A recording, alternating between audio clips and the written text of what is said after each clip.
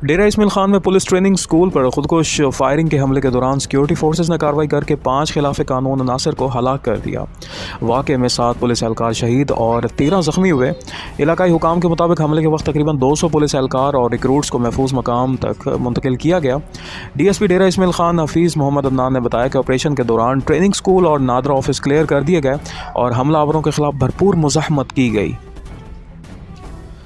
मजहबी जमात की एहतजाजी कॉल के बायस मुतअद्दिद मकामात पर GT रोड और M2 मोटरवे बंद रहे, जिसकी वजह से मुसाफिरों को शदीद मुश्किलात का सामना रहा। रावलपिंडी और इस्लामाबाद में बंदिशें दूसरे रोज़ भी जारी रहीं।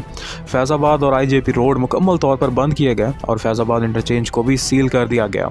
हवाई अड्डे तक जाने वाले रास्तों पर कंटेनर्स लगाए गए, जबकि जुड़वां शहरों में इंटरनेट सर्विस भी मुअत्तल रही। बंदिश के बाद तालीमी इदारे और तिजारती सरगर्मियाँ भी मुतासिर हुईं। लाहौर में मजहबी जमात के जुलूस के दौरान शुरका और पुलिस के माबैन झड़पों की इतलात मिली, जिसमें मुतअद्दिद अफराद ज़ख्मी हुए, जिनमें पुलिस एहलकार भी शामिल हैं। जुलूस को इस्लामाबाद जाने के ऐलान के बाद शहर में रुकावटों के बायस मामूलात ज़िंदगी मुतासिर हुए और ट्रैफिक जाम रहा। हुकाम ने फौरी तौर पर हालात कंट्रोल करने की कोशिशें तेज़ कर दी हैं। पाक फ़ौज के तर्जुमान लेफ्टिनेंट जनरल ने प्रेस कॉन्फ्रेंस में कहा कि रियासत और अवाम को ऐसे अफराद के फैसलों पर नहीं छोड़ा जा सकता जो खैबर पख्तूनख्वा में दहशत गर्दी की वापसी के ज़िम्मेदार हैं। उन्होंने इंतबाह किया कि दहशत गर्दी के सहूलतकारों से मुज़ाकरात नहीं किए जाएंगे, बल्कि सख्त कानूनी और उसकी कार्रवाई जारी रहेगी। कौम को उलझाने और दहशत गर्दों के हक़ में सियासी बयानात देने वालों के खिलाफ भी कार्रवाई के इशारे दिए गए।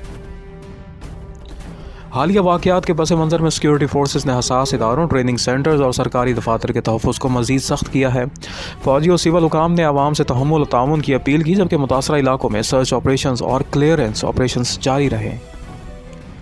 अमरीकी सदर ने चीन पर मुमकिन टैरिफ के निफाज का जिक्र किया है, जिसका इतलाक आइंदा नवंबर या इससे पहले किया जा सकता है। सदर ने कौलन चीन से दरामदात पर सख्त इक़दामात की बात की। बैनुल अक़वामी सतह पर इस किस्म के ऐलानात से तिजारती रवाबित और आलमी मंडियों पर असरात मुरत्तब हो सकते हैं। हालिया बंदिशों और सिक्योरिटी वाक़यात के बायस अवामी नकलो हमल, कारोबार और रोज़मर्रा ज़िंदगी बुरी तरह मुतासर हुई है। हुकाम और सिक्योरिटी इदारों ने अमन व अमान की बहाली के लिए ऑपरेशन तेज़ कर दिए हैं और मुतल्लिका सूबाई व वफाकी इदारे हालात का जायज़ा ले रहे हैं। अवाम को तहम्मुल, सरकारी हिदायत पर अमल और गैर मुसद्दक़ा इतलाआत से दूर रहने की हिदायत की जाती है। इस्लामाबाद में वज़ीर दाखिला मोहसिन नकवी से तबलीगी जमात के वफ़द ने मुलाकात की। वफ़द ने वज़ीर दाखिला को नवंबर में होने वाले सालाना तबलीगी इज्तिमा की तैयारियों के हवाले से आगाह किया। मोहसिन नकवी ने कहा कि इज्तिमा में शरीक होने वाले गैर मुल्की वफूद को वीज़ों के असूल में मुकम्मल सहूलियात फराहम की जाएंगी और इस साल भी एयरपोर्ट्स पर खसूसी काउंटर्स कायम किए जाएंगे। वफ़द ने बताया कि गुज़श्ता साल 108 ममालिक से 15,000 से ज़ायद गैर मुल्की शुरका इज्तिमा में शरीक हुए थे। मुलाकात के अख्ताम पर सैलाब ज़दगान, मुल्की तरक्की और सलामती के लिए खसूसी दुआ भी की गई। लाहौर के मशहूर बालाश चौक कत्ल केस के मरकज़ी मुलजिम ख्वाजा तारिफ गुलशन उर्फ तीफ़ी बट मुबैना पुलिस मुकाबले में हलाक हो गया। ज़राए के मुताबिक ये मुकाबला रहीम यार खान के नवाई इलाके में उस वक्त पेश आया जब CCD पुलिस के एहलकार मुलजिम को तफ्तीश के लिए ले जा रहे थे। जुमे के रोज़ दोपहर 12 बजे हमास और इसराइल के दरमियान जंग बंदी के चंद ही घंटे बाद इसराइली फ़ौज ने लुबनान के जनूबी इलाकों में हज़बुल्लाह के मुबैना इंफ्रास्ट्रक्चर पर फ़िज़ाई हमला किया। बैनुल अक़वामी मीडिया के मुताबिक हमले के नतीजे में नुकसान की नौइयत का जायज़ा लिया जा रहा है। पाक फ़ौज के तर्जुमान ने कहा है कि साबिक DGISI का कोर्ट मार्शल ट्रायल जारी है। फ़ौज के अंदर खुद एहतसाबी का निज़ाम मजबूत है, जिस पर इल्ज़ाम लगता है उसे सफाई का मुकम्मल मौका भी दिया जाता है। तर्जुमान ने कहा कि फ़ौज का रियासत से ताल्लुक़ इदारा जाती है, शख्सी या सियासी नहीं। किसी को यह ताल्लुक़ ज़ाती मफादात के लिए इस्तेमाल करने की इजाज़त नहीं दी जा सकती। दफ्तर ख़ारजा के तर्जुमान ने प्रेस ब्रीफिंग में कहा कि पाकिस्तान अपने अवाम के तहफ़्फ़ुज़ के लिए इंटेलिजेंस बेस्ड कार्रवाइयाँ करता है, जो मुस्तक़ा मालूमात की बुनियाद पर अंजाम दी जाती हैं। तर्जुमान ने कहा कि वज़ीर आज़म का इनफ़ इज़ इनफ़ वाला बयान पाकिस्तान के अज़्म और संजीदगी का आकाश है। अफ़गानिस्तान से दरख्वास्त की गई है कि अपनी सरज़मीन पाकिस्तान के ख़िलाफ़ इस्तेमाल न होने दे। तहरीक इंसाफ के तर्जुमान ने एक बयान में कहा कि पार्टी पर दहशतगर्दों की आबादकारी के इल्ज़ामात बेबुनियाद हैं। तर्जुमान के मुताबिक अवाम और कबायली हमायदीन ने 2021 में दहशतगर्दों की वापसी के मंसूबे को मुस्तरद कर दिया था और PTI की हुकूमत के दौरान इस पर कभी अमल नहीं हुआ। पार्टी पर दहशतगर्दी की जिम्मेदारी डालना हक़ाइक़ के मुनाफी है। इस्लामाबाद में वफाकी वज़ीर इत्तलात अता तारड़ ने अमरीकी नाज़िमुल अमूर नतली बेकर से मुलाकात की। मुलाकात में 2 तरफ़ा ताल्लुकात, डिजिटल मीडिया शराकतदारी और फेक न्यूज़ के खात्मे से मुतल्लिक़ पॉलिसियों पर तबादला ख्याल किया गया।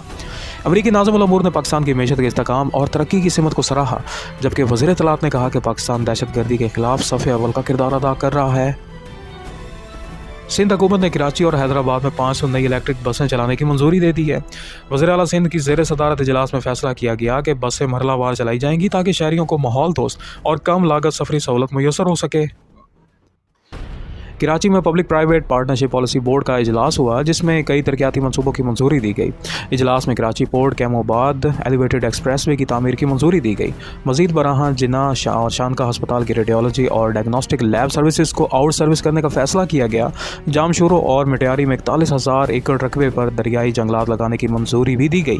इसके साथ ND यूनिवर्सिटी में कायम साइंस एंड टेक्नोलॉजी पार्क के रियायती मुआहदे पर अमल दरामद की भी इजाज़त दी गई। गवर्नर सिंध कामरान खान टिसोरी और सऊदी शहजादा मंसूर बिन मोहम्मद आल सऊद की मौजूदगी में 2 अहम यादाश्तों पर दस्तखत किए गए। दोनों ममालिक ने नौजवानों के लिए खेल और IT तालीम के शोबों में मज़ीद मौक़े फ़राहम करने पर इतफ़ाक़ किया।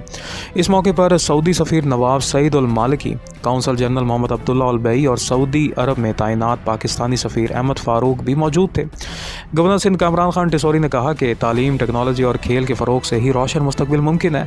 उन्होंने ऐलान किया कि पाकिस्तान और सऊदी अरब की क्रिकेट टीमों के दरमियान जल्द एक दोस्ताना मैच मुनक़्क़िद किया जाएगा।